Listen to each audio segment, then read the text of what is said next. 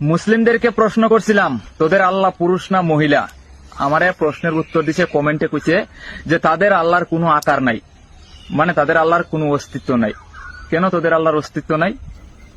তোদের আল্লাহর যদি এই পৃথিবীর ভিতরে কোনো অস্তিত্ব না হই থাকে, যদি কোনো আকারই না থাকে, তাহলে তোরা আল্লাহ কিভাবে মানছত?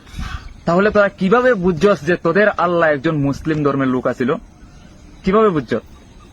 তোরা তো নুনু না কাটলে তোরা মুসলমান হইতে পারস না। তাহলে তোদের আল্লাহ যদি কোনো আকারই না থাকে, তোদের আল্লাহ যদি এই পৃথিবীর ভিতরে অস্তিত্বই না থাকে, তাহলে তোদের আল্লাহর নুনু কোন সময় কাটলো আর তোদের আল্লাহ কোন সময় মুসলমান হইল?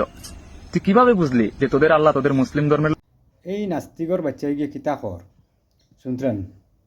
তোর ইটা জবাব লইয়া মানুষ তো বই রয়েছেন না। ওই তোমরা একটা কথা কই, তোমরা খাইয়া কাম পাও না, আর কোনো কাম পাও না, সোশ্যাল মিডিয়া যে ওটা মাত লইয়া যেন তোমরা কারণে, তোমরা লাগান কয়েকটার কারণে মানে পুরা সোশ্যাল মিডিয়াত তোমরা দাঙ্গা লাগারায়, তোমরা দেশও দাঙ্গা লাগারায়, বুঝছো নি?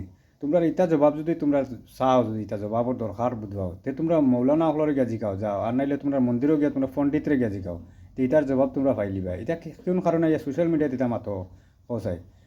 এই জবাবটা আমরা মানুষে দিতে লাগতো না। ও শোন, তোর জাতি বইন গিয়ে কিতা কর, ও শোন, ও এই বইনটার কথাটা একটু শুনুন। বলুন বোন, তোমার কথাটা শুরু। প্রশ্ন করতে কে বলেছে?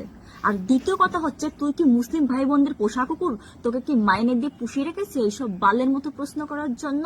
একটা কথা ভেবে দেখতো, যদি কোনো মুসলিম ভাইরা আমাদের প্রশ্ন করে যে এই যে আমরা মূর্তি পুজো করি, এই মূর্তির মধ্যে প্রাণ নেই কেন? মূর্তিগুলো খেতে পারে না কেন? হাঁটতে পারে না কেন? চলতে পারে না কেন?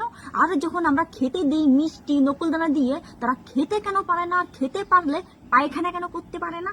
এইসব প্রশ্ন করলে আমরা কি উত্তর দেবো, কি জবাব দেবো? তোদের মতো কিছু কিছু কুলঙ্গরের বাচ্চাদের জন্য আমাদের ধর্মটা এখন এইটুকু হয়ে গেছে, কেউ সম্মান করে না। তোদের আর কি বলবো? তো আমার প্রিয় মুসলিম ভাইটা কি বলছে একবার শুনে নেব। বলো ভাই। এই কুলাঙ্গারের বাচ্চা আমাদের আল্লাহকে অপমান করেছে। এই কুলাঙ্গারের বাচ্চা আমাদের ইসলাম নিয়ে কটূক্তি করেছে। এই কুলাঙ্গারের বাচ্চাকে এত বড় অধিকার কে দিয়েছে আমাদের ইসলাম নিয়ে কটূক্তি করা? তোর যদি মনে হয় তোর হিন্দু ধর্ম সেরা ধর্ম, তাহলে তুই তোর হিন্দু ধর্ম নিয়ে পড়ে থাক, তোর হিন্দু ধর্মের মানুষদের নিয়ে ভিডিও বানা। তুই একজন হিন্দু ধর্মের মানুষ হয়ে অন্য ধর্মকে অপমান করতে পারিস না।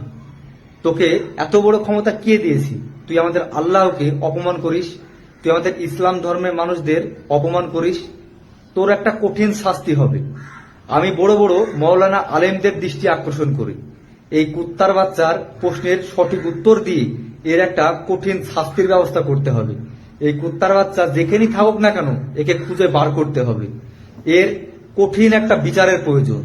একে এত বড় অধিকার কে দিয়েছে আমাদের আল্লাহকে নিয়ে কটূক্তি করে? এই কুত্তার বাচ্চা কোথায় আছে অবশ্যই খুঁজে বের করতে হবে।